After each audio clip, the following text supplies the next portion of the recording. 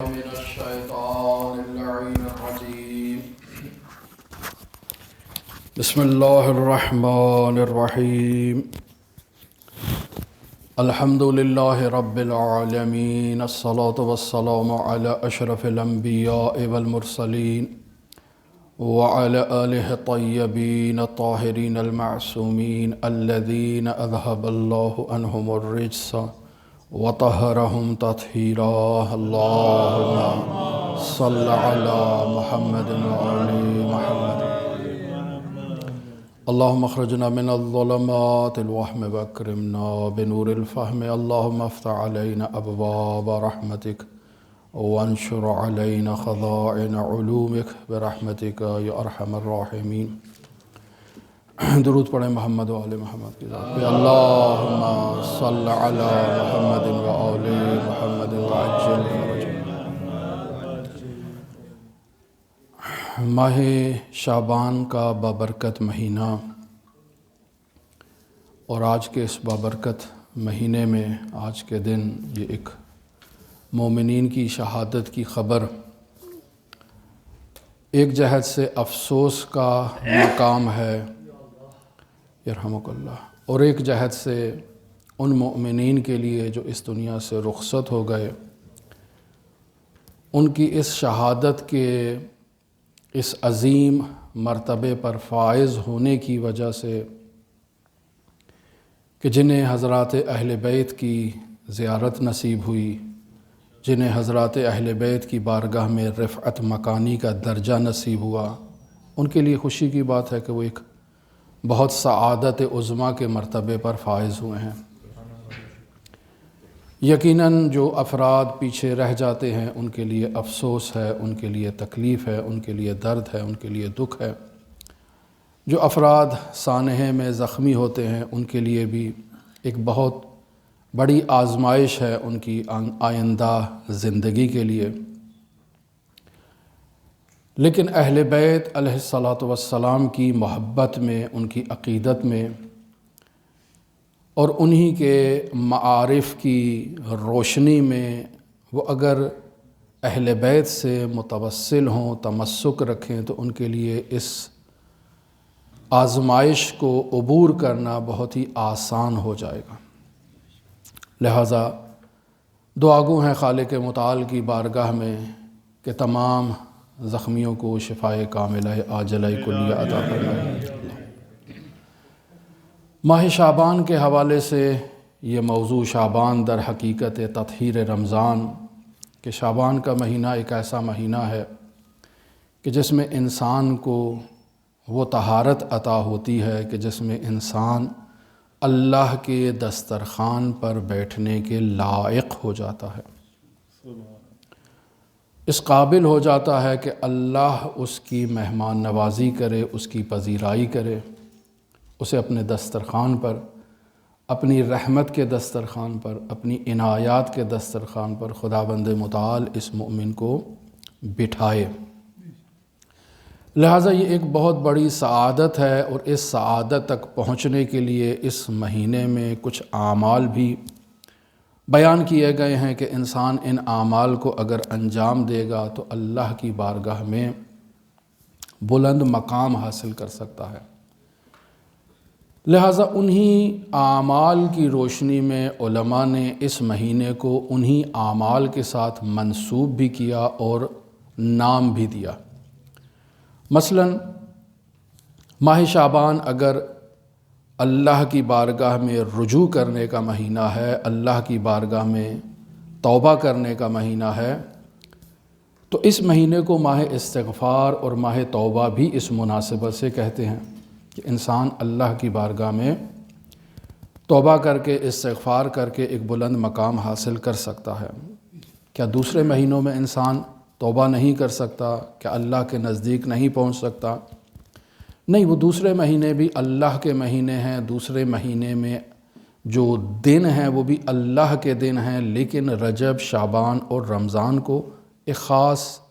مقام حاصل ہے. اب وہ مقام ان مہینوں میں موجود انوار کی وجہ سے ہے کہ جو پاکیزہ ہستیاں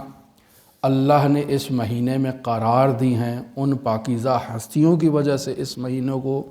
مقامات حاصل ہوئے ہیں، جیسے ماہ رجب کو ماہ امیر المؤمنین کہا جاتا ہے کہ حضرت سید الاوصیاء اس دنیا میں تشریف لائے، اور ماہ شعبان میں تو انوار کی ایک پوری فہرست ہے، ایک پورا کربلا کا انتظام ماہ شعبان میں ہوا ہے۔ لہٰذا اس اعتبار سے کہا جائے کہ یہ شعبان ایک خاص مقام رکھتا ہے، اور رمضان المبارک میں پھر وہ مناسبت ہے حضرات کی اور شہادت کی، اور پھر لیلۃ القدر کی مناسبت ہے کہ جو ہر سال ولی امر کے اوپر وہ فرشتے نازل ہوتے ہیں اور انہیں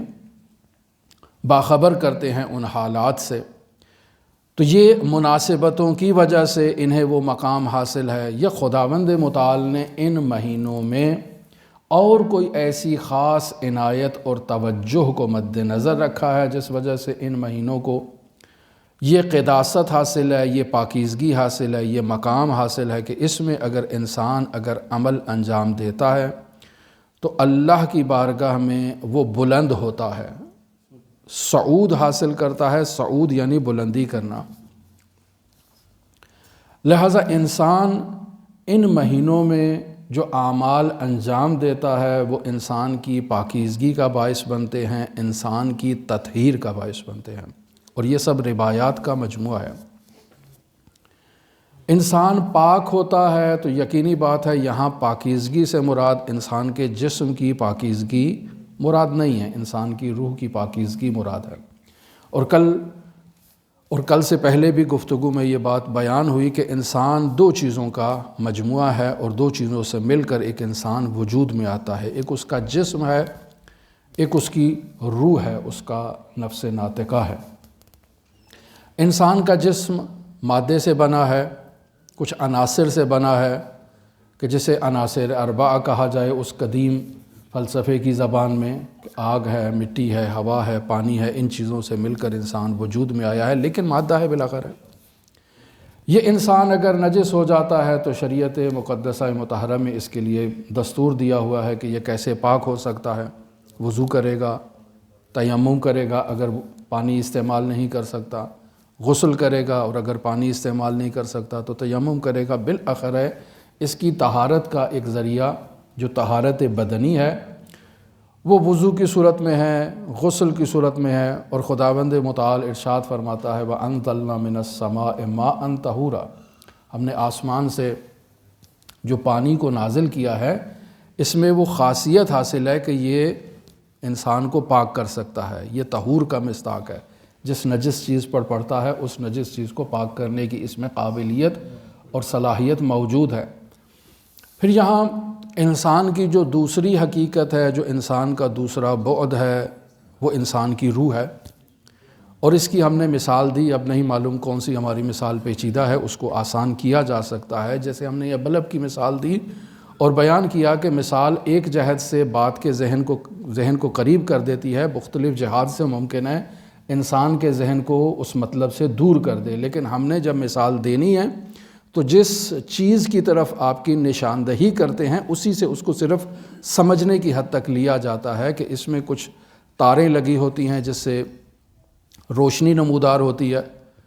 اور پھر اس کے بھی درجات ہوتے ہیں، اس کو بھی زیادہ کیا جا سکتا ہے، کم کیا جا سکتا ہے۔ اس کے اوپر ایک شیشے کا لائٹ لگی ہوتی ہے، ایک گلوب لگا ہوتا ہے کہ اگر اس کے اوپر رنگ دے دیے جائیں تو یہ لائٹ مختلف رنگوں میں دکھائی دیتی ہے اور انسان مختلف قسم کی نور کو مشاہدہ کرتا ہے۔ اگر اس کے اوپر انسان زیادہ رنگ ڈالنا شروع کر دے، زیادہ اس کو رنگین کرنا شروع کر دے تو اس کے نتیجے میں وہ آہستہ آہستہ اس بلب کی نورانیت اور اس کی روشنی میں کمی آتی جائے گی اور ماند پڑ جائے گی، اور ایک ایسا وقت آئے گا کہ اس سے بالکل روشنی ظاہر نہیں ہوگی جب آپ اس کو اس قدر اس رنگوں میں یا کپڑوں میں یا کسی ایسی چیز میں چھپا دیں گے تو اس کا نور ظاہر نہیں ہوگا۔ عین اسی طرح سے اگر انسان اپنے اوپر مقایسہ کرے کہ در واقع وہ جو اندر روشنی جلنے والی چیز ہے، اگر انسان تصور کرے کہ وہ انسان کی روح ہے، اور جو اوپر لائٹ کے اوپر جو شیشے کا بلب لگا ہے وہ انسان کا بدن ہے، تو اگر انسان کا بدن گناہ کرتا ہے تو اس کا اثر اس روح پر بھی پڑتا ہے، اور وہ کیسے پڑتا ہے؟ وہ ایسے پڑتا ہے کہ وہ اپنے نور کی نور فشانی نہیں کر سکتا، نور کو ظاہر نہیں کر سکتا۔ اس نے جو ملکوت تک پہنچنا تھا وہ ملکوت تک پہنچنے کی راہ میں اب رکاوٹ آ چکی ہے، حجاب آ چکا ہے۔ لہٰذا یہ اعمال جو ہمیں بیان کیے گئے کہ اے انسان تو اس مہینے میں استغفار کرتا ہے، تو اس مہینے میں روزہ رکھتا ہے، تو اس مہینے میں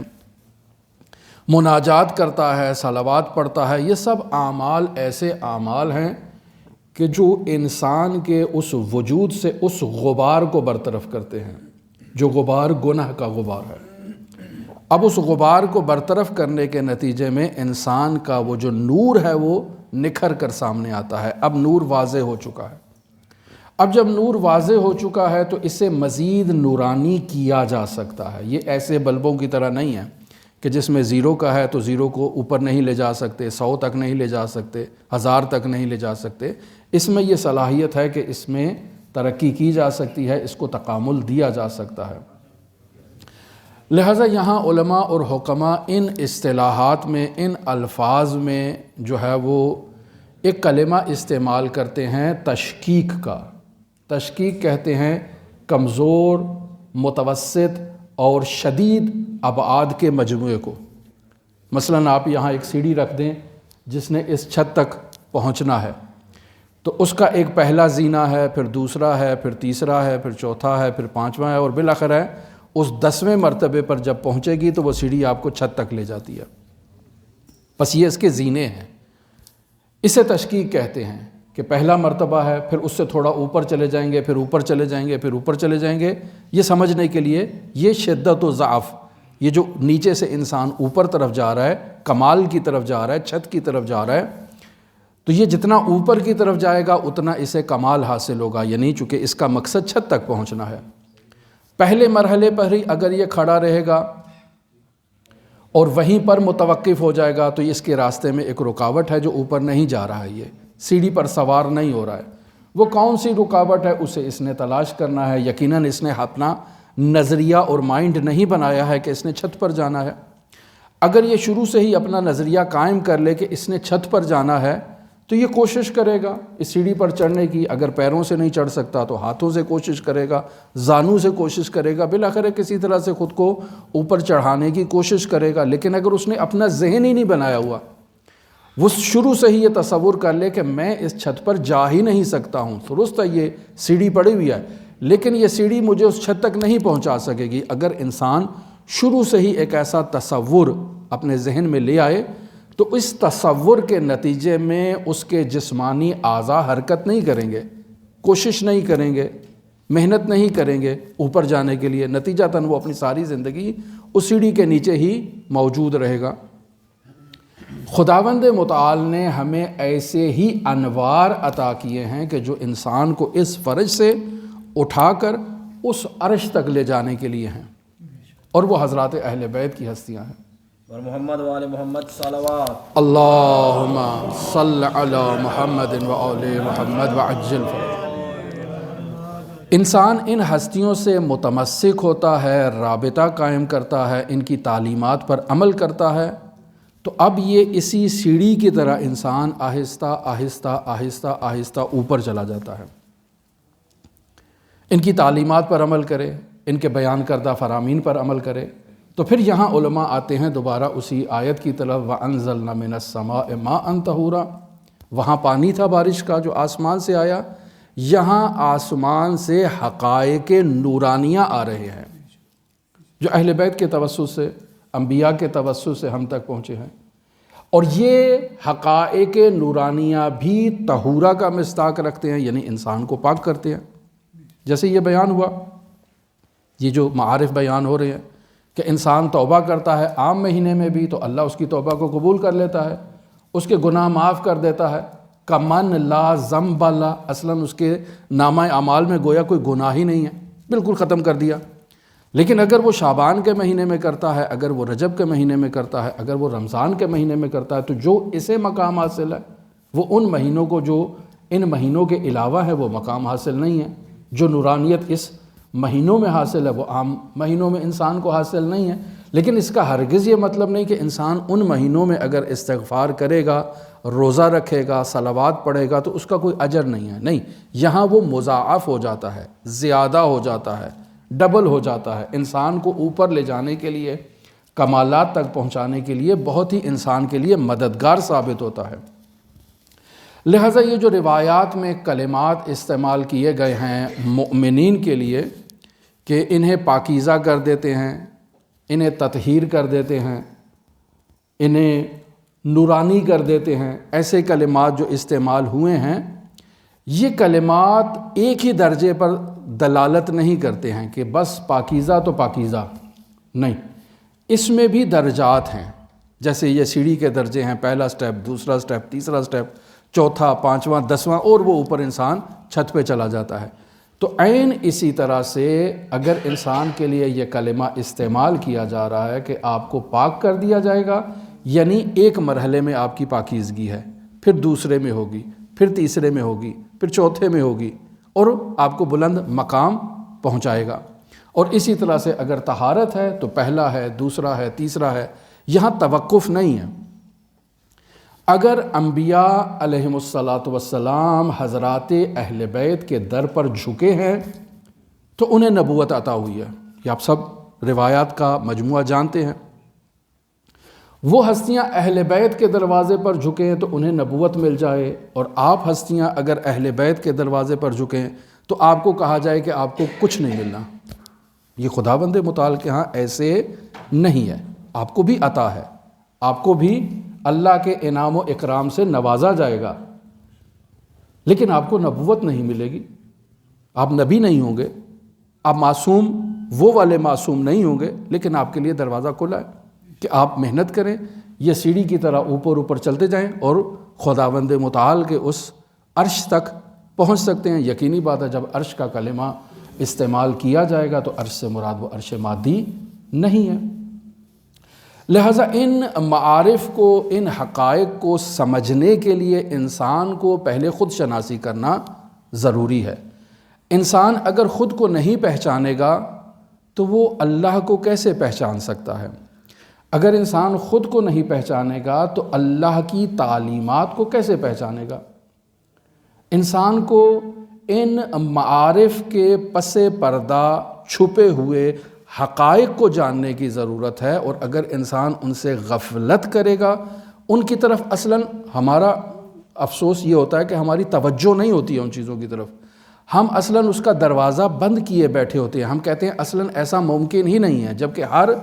عمل کا ایک نورانی ملکوت ہوتا ہے، اور اگر گناہ ہے تو اس کا ایک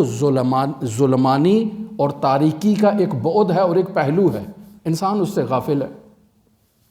میں یہاں ایک مثال دیتا ہوں، ایران کی مثال ہے، دو میاں بیوی بہت ہی پریشان اور بہت ہی مشکل حالت میں ہاسپٹلوں کے چکر لگا رہے ہیں۔ بیگم صاحبہ ہے کہ اس کے سر میں درد ہے، ختم نہیں ہونے کا نام لے رہا،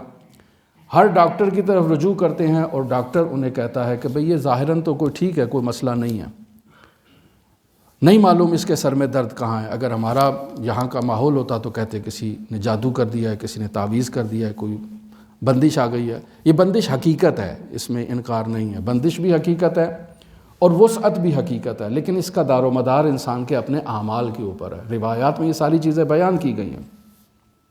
وہ کون کون سے اعمال ہیں جو انسان کی زندگی میں بندش لے کر آتے ہیں، جسے ہماری زبان میں کہے اس کا نصیب بند ہو گیا ہے،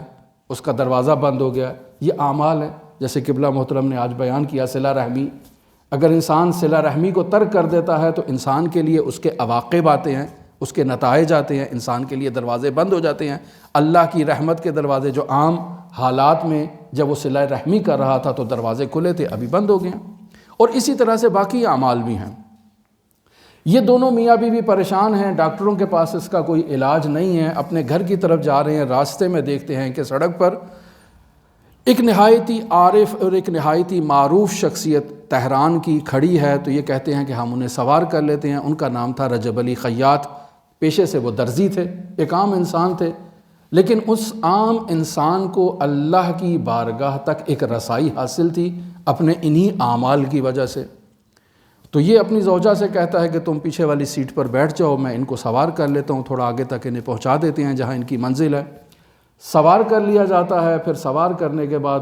یہ ڈرائیور جو ہے وہ ان سے مخاطب ہوتا ہے اور کہتا ہے کہ میری بیوی کو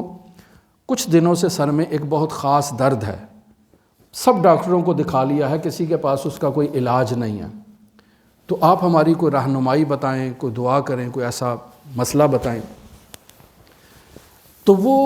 عارف کہتے ہیں، کچھ دیر سوچنے کے بعد کہتے ہیں، پیچھے تھوڑا سا اپنا چہرہ موڑ کے تھوڑا ایسے موڑ کے کہتے ہیں کہ بہن بچوں کو ایسے نہیں مارا کرتے۔ یقیناً کسی چیز کو دیکھا، کہا اب آپ یہاں سے سیدھا جائیں ایک دکان پر، مٹھائی لیں،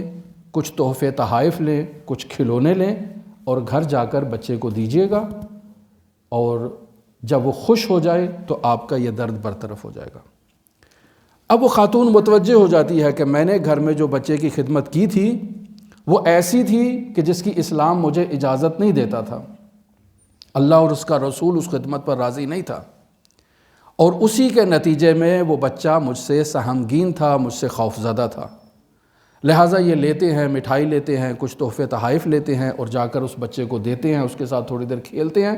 جیسے ہی وہ بچہ خوشحال ہوتا ہے، اس ماں کے سر سے وہ درد خود بخود برطرف ہو جاتا ہے۔ پس معلوم ہوا کہ ہر عمل کا ایک ملکوت ہے، انسان کی زندگی پہ اس کی ایک تاثیر ہے۔ وہ تاثیر بس اوقات انسان کے لیے تاریکی ایجاد کرتی ہے، بس اوقات انسان کی اسی مادی زندگی میں رکاوٹیں ایجاد کرتی ہے، بندشیں ایجاد کرتی ہے، جس کے نتیجے میں انسان صعود نہیں کر سکتا، پرواز نہیں کر سکتا، ملکوت کی طرف نہیں جا سکتا، چونکہ انسان نے ملکوت کی طرف جانا ہے۔ ہمیں یہ جو عزیزان محترم، ہر نماز کے بعد ہم یوں دعا کرتے ہیں، یوں ہاتھ اٹھا کر دعا کرتے ہیں، تو کیا اللہ اوپر بیٹھا ہوا ہے؟ اللہ تو اوپر بیٹھا ہوا نہیں ہے، کوئی کرسی تو نہیں ہے کہ اللہ کے اوپر وہ بیٹھا ہو۔ یہ ہمارا ہاتھ اٹھا کر دعا کرنا اس بات کی دلیل ہے کہ یہ عمل جو ہم انجام دے رہے ہیں یہ صعود کرتا ہے، بلندیوں کی طرف جاتا ہے، ایسا نہیں کہ بلندی اوپر کی طرف ہے۔ لہذا انسان ان حقائق کی طرف متوجہ ہو کہ ہمارے یہ اعمال انسان کو نورانی بنا دیتے ہیں، اور اگر انسان کے وہ اعمال تاریک ہیں تو ان کی ظلمت، ان کی تاریکی انسان کا پیچھا کرتی ہے۔ لہذا انسان نے ان اعمال سے انہی مہینوں میں، رجب و شعبان و رمضان، یہ جو مہینے بیان کیے گئے ہیں، ان مہینوں میں انسان نے ان اعمال کی نورانیت سے فیضیاب ہونا ہے، اور اپنے ملکوت کو، جو اس کا باطن ہے، جو اس کی روح ہے، اس کو پاکیزہ کرنا ہے۔ یعنی وہ غبار برطرف کرنے ہیں جو اس کے اوپر گناہ کی وجہ سے آ چکے ہیں، تاریکی جو اس کے گناہ کی وجہ سے آ چکی ہے، اس کا صفایا کرنا ہے، تو اندر سے نور کی شعاع نمودار ہوگی۔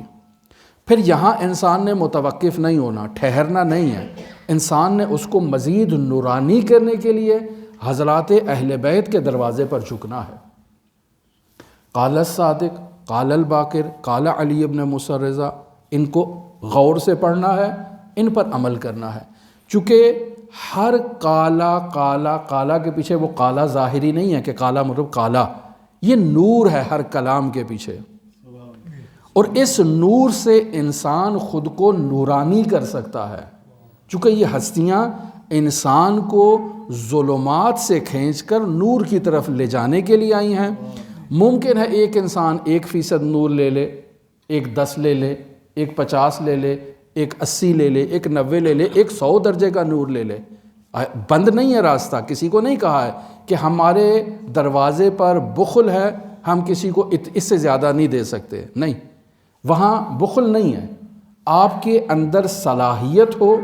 آگے بڑھنے کا جذبہ ہو، اہل بیت کے دروازے پر جھکنے کی خاضعانہ خالصانہ نیت ہو، تو وہاں سے آپ کو جو رنگ لگیں گے اور جو آپ کو دروازے تک پہنچایا جائے گا اس کی پھر حد نہیں ہے، وہ ملکوت تک آپ کو لے جائیں گے۔ لہٰذا یہ جتنی باتیں حقائق، مثلا آج بھی قبلہ محترم نے حدیث بیان کی، میں بھی اس سے مشابہ کچھ حدیثیں لے کر آیا ہوں۔ مثلا امام جعفر صادق علیہ السلام ارشاد فرماتے ہیں، اللہم صلی علی محمد و آل محمد۔ یہاں 2 کلمے استعمال ہوئے ہیں، ایک کلمہ مؤمن ہے، ایک کلمہ شیعہ ہے۔ یقینی بات ہے کہ شیعہ بھی پیروکار کو کہتے ہیں جو اہل بیت کے نقش قدم پر چل رہا ہے، لیکن جب مومن کا کلمہ شیعہ کے ساتھ استعمال ہو جائے تو اس کا مطلب ہے کہ یہ شیعہ کا درجہ، مومن کا درجہ تھوڑا اوپر ہوگا اس سے۔ لہٰذا امام فرماتے ہیں ان اللہ خلق ارواح المؤمنین من نورنا، اللہ نے مؤمنین کی ارواح کو ہمارے نور سے خلق کیا ہے۔ اب جب نور سے خلق کیا ہے، نور کس کا ہے؟ ان پاکیزہ ہستیوں کا نور ہے، اور ان ہستیوں کا نور اگر میرے ظرف میں، میرے وجود میں نور کی طرح چھلک رہا ہے، موجود ہے، تو اس کا مطلب ہے میرا ان ہستیوں سے رابطہ ہے۔ ابھی کوئی مسائل ہیں، کوئی چیز ہے جس وجہ سے وہ رابطہ قوی نہیں ہے، میں اس کو مضبوط کر سکتا ہوں انہی ہستیوں کے دروازے پر جھک کے، ان کی اطاعت کر کے، ان کے فرامین کو سن کے۔ لہٰذا امام رضا کیا فرماتے ہیں؟ فَإِنَّ النَّاسَ لَوْ عَلِمُوا مَحَاسِنَ كَلَامِنَا لَاتَّبَعُونَا، اگر لوگوں کو ہمارے کلام کے محاسن کا علم ہو جائے تو ہماری پیروی کریں گے، ہمارے گرویدہ ہو جائیں گے۔ لہٰذا جب گرویدہ ہوں گے تو یہ آہستہ آہستہ صعود کریں گے، بلندیاں کریں گے، نور سے نورانی اور نورانی سے نورانی تر ہو جائیں گے، ملکوت سے ملکوتی اور ملکوتی سے ملکوتی تر ہو جائیں گے۔ چونکہ ان تمام الفاظ کے لیے جو ہمارے حکماء ہیں، جو علماء ہیں، وہ کہتے ہیں کہ یہ ان میں درجات ہیں، ان میں اوپر بڑھنے کی صلاحیت موجود ہے، متوقف انسان نہیں ہو جاتا ہے۔ اور پھر آگے کیا فرماتے ہیں؟ وَخَلَقَ أَرْوَاحَ شِيعَتِنَا مِنْ فَاضِلِ طِينَتِنَا، ہمارے شیعوں کی ارواح کو ہماری بچی ہوئی مٹی سے خلق کیا ہے۔ بس ایک جگہ مؤمن ہے تو مؤمن جس کے ایمان کے مراتب میں شدت ہے، اس مؤمن کو نور سے خلق کیا ہے، اس کی روح کو، اور وہ مؤمن جو سطحی مؤمن ہے اس کی روح کو فاضل طینت سے خلق کیا ہے۔ بس ایک جگہ نور سے خلق کیا ہے، ایک جگہ طینت سے خلق کیا ہے۔ جس کو نور سے خلق کیا ہے وہ ایمان کے مرتبے پر ہے اور اس سے مزید آگے بڑھ سکتا ہے، لیکن جو عام سطحی سا شیعہ ہے اس کو جو ہے وہ طینت سے، فاضل طینت سے خلق کیا ہے۔ پھر آگے ایک روایت میں آپ کی خدمت میں نقل کروں یہاں سے، درود پڑھے محمد و آل محمد کی ذات پہ، اللہم صلی علی محمد و آل محمد وعجل فرجهم۔ ان اللہ عز و جل خلق المؤمنین من طینۃ الجنان، اللہ تبارک و تعالی نے مؤمنین کو خلق کیا ہے جنت کی مٹی سے۔ یہ بھی روایت ہے۔ بس جنت کی مٹی کوئی ناپاک مٹی نہیں ہے، پاکیزہ مٹی ہے، وہی مٹی ہے جیسے خداوند متعال نے حضرت آدم کو خلق کیا۔ اگر اس مٹی سے ہم لوگوں کو بھی خلق کیا تو اس کا مطلب ہے ہم میں بھی وہ صلاحیت موجود ہے کہ ہم خود کو بلند مقامات تک لے جا سکتے ہیں۔ یا وہ دوسری حدیث کہ ان اللہ عز و جل خلقنا من طینۃ علیین، خداوند متعال نے ہم اہل بیت کو جو خلق کیا ہے وہ طینۃ علیین سے خلق کیا ہے۔ وخلق ارواح شیعتنا من فاضل طینتنا، اور ہمارے شیعوں کو ہماری بچی ہوئی فاضل طینت سے خداوند متعال نے خلق کیا۔ بس یہ تمام احادیث جو اس مجموعے سے متعلق ہیں یہ انسان کو اس حقیقت کی طرف متوجہ کرنی چاہتی ہیں کہ اے انسان، تو پاکیزہ ہو سکتا ہے، تو طاہر ہو سکتا ہے، تو بلند مقامات تک پہنچ سکتا ہے۔ اور یہ تمام پاکیزہ طہارت اس بدن کے لیے نہیں ہے، بدن کی طہارت وہی ہے، وضو کرے، غسل کرے، تیمم کرے، وہ بیان ہو چکی ہے۔ یہ انسان کی روحانی طہارت کی طرف اشارہ ہے کہ جس کے درجات ہیں، انسان کمزور سے متوسط، متوسط سے شدید، شدید سے شدید تر انسان جو ہے وہ مرتبوں پر پہنچ سکتا ہے۔ اور یہی دروا کے مہینے ہیں کہ جن مہینوں میں انسان اللہ کی بارگاہ میں استغفار کرتا ہے اور اس استغفار کے نتیجے میں بلند مقامات حاصل کر سکتا ہے۔ اب استغفار کی کیا نورانیت ہے؟ چونکہ ماہ شعبان ماہ توبہ ہے، ماہ استغفار ہے، اسی کی طرف موضوع گفتگو تھا۔ انسان ایک دفعہ زبان سے کہتا ہے استغفر اللہ ربی و اتوب الیہ، پاکیزہ ہو گیا، یعنی کمن لا ذنب لہ۔ یہ اس وقت ہے جب انسان خلوص کے ساتھ اللہ کی بارگاہ میں استغفر اللہ کہتا ہے۔ لیکن اگر انسان خلوص کے ساتھ اللہ کی بارگاہ میں استغفر اللہ نہیں کہتا تب بھی خداوند متعال اس کے گناہوں کو کچھ حد تک معاف کر دیتا ہے، چونکہ جتنا اس میں اخلاص کا درجہ ہوگا، جتنا اس کے دل کی گہرائی سے یہ کلمہ استغفار جاری ہوگا، اتنی حد تک اس کے گناہ معاف ہو جائیں گے۔ لیکن جو مکمل خلوص کے ساتھ اس کلمے کا اظہار کرتا ہے کمن لا ذنب لہ، گویا اس کے نام اعمال کو بالکل گناہوں کو ختم کر دیا جاتا ہے۔ اب اسے کہا جاتا ہے کہ اول سے اپنے عمل کو انجام دو، آج تمہارا نام عمل اس گناہ والے پہلو سے خالی ہو چکا ہے، نیک اعمال اس میں موجود ہے۔ لیکن اگر استغفار عملی کو دیکھا جائے، چونکہ بالآخر ہے ایک استغفار وہ ہے جو انسان زبان سے انجام دیتا ہے، ایک استغفار وہ ہے جو انسان اپنے اعضاء و جوارح سے انجام دیتا ہے، اپنی حرکات و سکنات سے انجام دیتا ہے۔ تو پھر رجوع کریں حضرت سید الاوصیاء امیر المؤمنین علی ابن ابی طالب کی جانب، اللہم صلی علی محمد و آل محمد وعجل فرجہ۔ حضرت فرماتے ہیں پہلا زینہ اس کا یہ ہے کہ دل میں ندامت کا اظہار کرو، یعنی تمہارا دل اس گناہ پر نادم ہو۔ جب دل نادم ہو گیا تو اب تم پکا ارادہ کرو کہ آج کے بعد میں نے دوبارہ اپنی زندگی میں اس گناہ کا نام ہی نہیں لینا۔ اب جب انسان پکا ارادہ کر لیتا ہے اور واقعاً وہ ندامت دل کی گہرائی سے ہوتی ہے تو پہاڑ اپنی جگہ سے ہل سکتا ہے، اس کا ارادہ نہیں ہل سکتا۔ چونکہ یہ پکا ارادے کی میں بات کر رہا ہوں، عام نارمل ارادے کی بات نہیں ہے، اور یہ روایات کا مجموعہ ہے۔ پہاڑ ہل سکتا ہے، اس کا ارادہ نہیں ہلے گا، چونکہ اتنا یہ مضبوط ہو چکا ہے۔ اور جب انسان اتنا مضبوط ہو جائے کہ پہاڑ ہل جائے، یہ بندے کا ارادہ نہ ہلے، دوبارہ لوٹ کر نہ جائے، تو اسے ہی تو پاکیزگی کہتے ہیں، اور کیا کہتے ہیں، یہ پاکیزگی ہے۔ پھر فرماتے ہیں کہ جس کا حق تم نے کھایا، چھینا، جھپٹا، اس کا حق اس کو واپس کر دو۔ یہ عملی استغفار ہے۔ اگر حق دبا کر بیٹھے ہوں اپنے پاس تو پھر در واقع یہ توبہ نہیں ہے، یہ اللہ کی طرف رجوع نہیں ہے۔ پھر کیا فرماتے ہیں، جو تم نے فریضہ ترک کیا ہے اس فریضے کو ادا کرو۔ اگر نماز ہے تو قضا کرو، روزہ ہے تو اس کو ادا کرو، اگر کسی کے اور ایسے حقوق ہیں جو تمہاری گردن پر ہیں ان کو واپس پلٹاؤ۔ اور پھر فرماتے ہیں کہ اگر حرام کھا کھا کر تم موٹے ہو چکے ہو، چمڑی زیادہ آ چکی ہے، چربی زیادہ آ چکی ہے، تو اس کو پگھلاؤ، اتنا پگھلاؤ کہ دوبارہ جا کر ہڈیوں سے لگے اور پھر دوبارہ ان کے اندر جو ہے وہ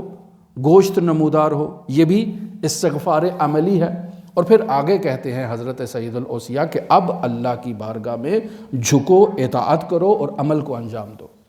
یہ ہے وہ اعمال ستہ، 6 اعمال جو امیر المؤمنین نے استغفار عملی کے لیے بتائے ہیں، اور انسان اسی طرح سے آگے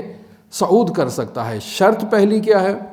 انسان دل کی گہرائی سے آل محمد کے دروازے پر جھکے، پہلی۔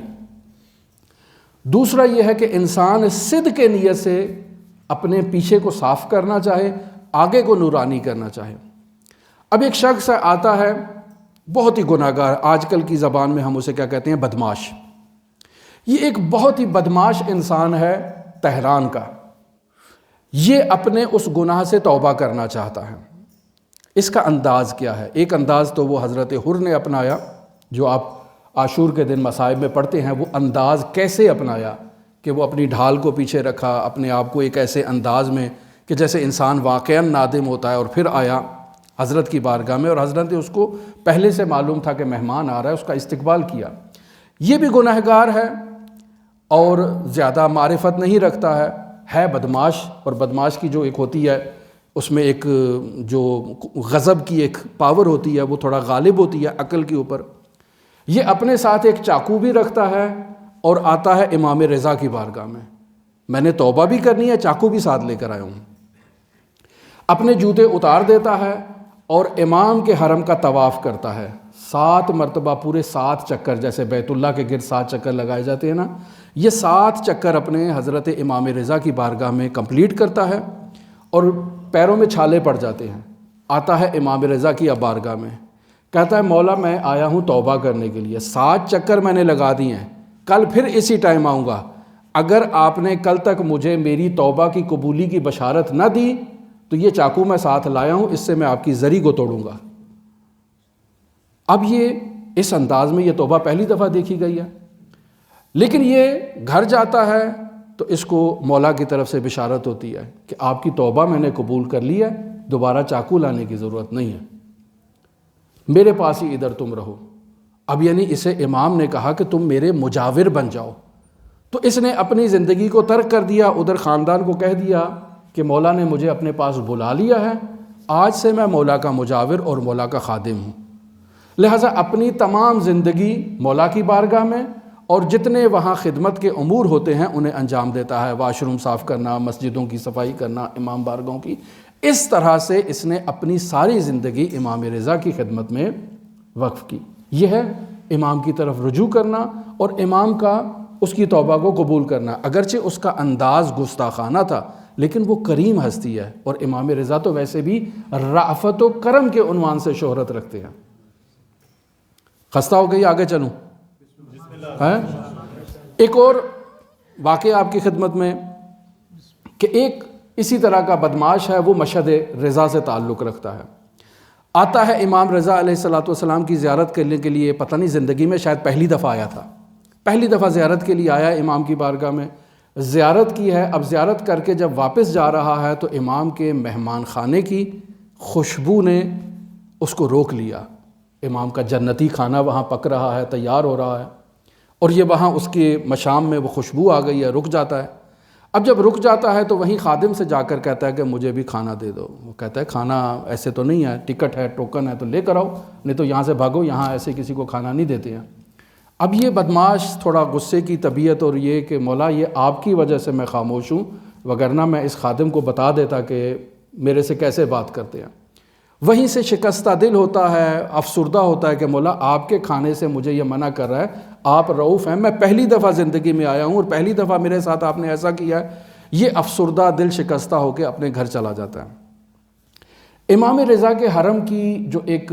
وہ عادت ہے، جو ایک روش ہے کہ جب کھانا بچ جاتا ہے تو یہ مشہد کے اطراف میں جو فقراء کے گھر ہیں وہاں جا کر تقسیم کر دیتے ہیں، یہ ان کی ایک روش ہے۔ آیت اللہ رئیسی مرحوم کے زمانے میں ہزاروں کھانے اسپیشل بنوائے جاتے تھے، یہ تو بچ جاتا تھا، وہ باقاعدہ بنوائے جاتے تھے اور مشہد کے اطراف میں تمام مرحوموں کے جو محروم لوگ ہیں ان کے گھروں میں جا کر تقسیم کیے جاتے تھے۔ اور یہ آیت اللہ رئیسی مرحوم، خدا رحمت کرے، ان کے درجات کو بلند کرے، یہ ان کی ایک بہت بڑی خدمت ہے۔ واقعاً ایک نہایت ہی پاکیزہ انسان تھے آیت اللہ ابراہیم رئیسی، کہ اس کا کیا، چونکہ بات سے بات نکلتی ہے اور ہم یہاں جس موضوع کو لے کر آئے ہیں وہ موضوع پیچھے رہ جاتا ہے۔ آیت اللہ رئیسی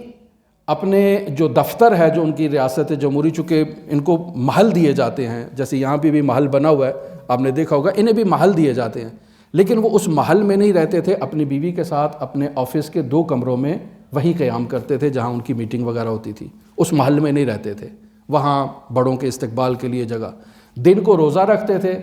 اور جو ان کا حساب کتاب ہوتا تھا اس کو باقاعدہ مکتوب کرواتے تھے تاکہ میں اس کی پیمنٹ کروں حکومت کو، کہ میں نے یہ کھایا ہے آپ کا اور یہ آپ کو میں نے ادا کرنا ہے۔ اور تنخواہ بھی جو ان کو، چونکہ چیف جسٹس سے پہلے وہ اس میں تھے عدالت میں ہی، کیا کہتے ہیں آپ اس کو، اٹارنی جنرل کہتے ہیں شاید، میرا خیال ہے وہ تھے، اس کی تنخواہ ملتی تھی۔ کہا میں وہی تنخواہ لوں گا، اس کے علاوہ اضافی تنخواہ اب میں صدارت کی نہیں لوں گا، ہماری طرح نہیں ہے کہ پہلے یہ عہدہ تھا، اس کی الگ ہے، اس کی الگ ہے، اس کی الگ ہے، اور اس طرح سے انبار جمع کر لی جائے، نہیں، وہ ایک ہی تنخواہ ہوتی ہے، زیادہ نہیں ہوتی ہے، باقی جائز نہیں ہے۔ خوب، تو اس طرح سے وہ تنخواہ بھی وہ لیا کرتے تھے، دن کو روزہ رکھتے تھے، اور اس طرح سے پاکیزہ زندگی انہوں نے گزاری ہے۔ اور جب ان کی شہادت ہوئی ہے تو شہادت سے پہلے انہوں نے اس کو بلایا، اپنے جو رجسٹرار ہے اس کو کہا کہ جتنا میرا حساب ہے مجھے بتاؤ اور میرے سے اس کی رقم وصول کر لو، وہ سارا کیا ہے۔ یہ یقیناً آج جو شہداء ہوئے ہیں ان کی زندگیوں میں بھی آپ جا کر دیکھیں تو ایسے لمحات ضرور ہوں گے۔ بس اوقات ہمارے چونکہ معرفت نہیں ہوتی ہے، ہم ان چیزوں کو محسوس نہیں کرتے ہیں، ہم نہ محسوس کرتے ہیں نہ آگے بتا سکتے ہیں، وگرنہ اللہ جس کا انتخاب کرتا ہے درجہ شہادت پر فائز کرنے کے لیے، وہ کوئی معمولی انسان نہیں ہوتا ہے، اس کی زندگی میں ایسے لمحات ضرور ہوتے ہیں، منتہا وہ پہچاننے والے دید چاہیے جو ان لمحات کو پہچانے۔ اگر کوئی جا کر تلاش کرے تو واقعاً ان کی زندگی میں بھی ایسے کوئی نہ کوئی پاکیزہ لمحات ہوں گے کہ جس میں ان کو بشارت ہوئی ہوگی کہ بالآخر وہ اپنا حساب کتاب کر لیں، اپنا جو کچھ بھی ہے اعمال کو ایک ری چیک کر لیں۔ تو اب یہ بدمعاش چلا گیا اپنے گھر، امام کے 200 کھانے بچے اور حرم والے اپنی گاڑی میں لے کر اس محلے میں پہنچ گئے۔ میں مختصر کرتا ہوں، بات ختم ہو، چونکہ یہ باتیں بڑی لمبی ہوتی ہیں پھر۔ تو وہ وہاں پہنچتے ہیں کہ یہ کھانا تقسیم کیا جائے، لوگوں کا ازدحام، ٹوٹ پڑتے ہیں، کھانا تقسیم نہیں کر سکتے۔ اب کیا کرتے ہیں، حرم کا وہ جو خادم ہے اس کے ذہن میں بات آتی ہے کہ یہ کھانا فقط ایک ایسا ہی آدمی تقسیم کرتا ہے جو بدماش ہو، وہ تقسیم کر سکتا ہے، جس سے لوگ رعب و وحشت میں مبتلا ہوں۔ پوچھتے ہیں کہ اس محلے میں کوئی ایسا بندہ ہے؟ کہاں ہاں ایک آدمی ہے، کہا اس کا نمبر 2 بلاؤ۔ آتا ہے، اس کو کہتا ہے کہ یہ امام رضا کی گاڑی ہے، یہ امام رضا کا کھانا ہے اور ہم تقسیم کرنے کے لیے آئے ہیں، اور یہ جو ازدحام آپ دیکھ رہے ہیں ہم اس کو تقسیم نہیں کر سکتے، یہ گاڑی ہے، یہ کھانا ہے اور یہ آپ ہیں، آپ کو ذمہ داری دیتے ہیں، آپ تقسیم کرو۔ اب وہ جو یہ کلمہ سنتا ہے فوراً اس کی آنکھوں سے آنسو جاری ہو جاتے ہیں کہ میں تو مولا ایک کھانے سا جو ہے وہ آپ کی بارگاہ میں آیا تھا، گلہ کر کے گیا تھا، زندگی میں ایک دفعہ آیا ہوں، ایک دفعہ کھانا مانگا ہے اور آپ نے محروم کر دیا، مولا اکٹھے 200 بھیج دیے اور مجھے متولی بنایا ہے کہ میں تقسیم کروں۔ یہ ہے آل محمد کے دروازے پر جھکنے کا نتیجہ کہ انسان واقعاً دل کی گہرائی سے جب آتا ہے تو وہ قبول کرتے ہیں، لہٰذا اس نے جو ہے وہ اپنی زندگی صالحانہ زندگی گزاری ہے۔ لہٰذا دعا گو ہیں خالق متعال کی بارگاہ میں کہ خداوند متعال ہمیں معارف اہل بیت علیہ الصلاۃ کو سمجھنے، ان پر عمل کرنے کی توفیق عطا فرمائے۔ دعا گو ہیں خالق متعال کی بارگاہ میں ان شہداء کو جوار رحمت میں، جوار مغفرت میں رفعت مکانی عطا فرمائے۔ حضرات اہل بیت علیہ الصلاۃ کی بارگاہ میں رفعت مکانی عطا فرمائے۔ دعا گو ہیں خالق متعال کی بارگاہ میں جو مومنین بیمار ہیں، بالخصوص آج کے سانحے میں جو مومنین زخمی ہیں، خداوند متعال انہیں شفائے عاجل کامل کلی عطا فرمائے۔ ان کے تمام کے خاندانوں کو صبر جمیل اجر جزیل عطا فرمائے۔ دعا گو ہیں خالق متعال کی بارگاہ میں رہبر انقلاب اسلامی خداوند متعال ان کی حفاظت فرمائے، خداوند متعال ان کو ان کے اعداء سے محفوظ فرمائے، خداوند متعال انقلاب اسلامی کو حضرت امام زمان عجل اللہ تعالی فرجہ شریف کے ساتھ اور ان کی عالمی حکومت کے ساتھ متصل فرمائے۔ انقلاب اسلامی کے جتنے بھی اعداء ہیں، جتنے بھی منافقین ہیں، ان کو نیست و نابود فرمائے۔ رہبر معظم بھی ایک نہایت ہی پاکیزہ انسان ہے، بہت ہی پاکیزہ انسان ہے۔ اگر آپ آیت اللہ بہجت کے بیانات ان کے بارے میں پڑھیں تو واقعاً معلوم ہوتا ہے کہ یہ ایک واقعاً نیک انسان ہے۔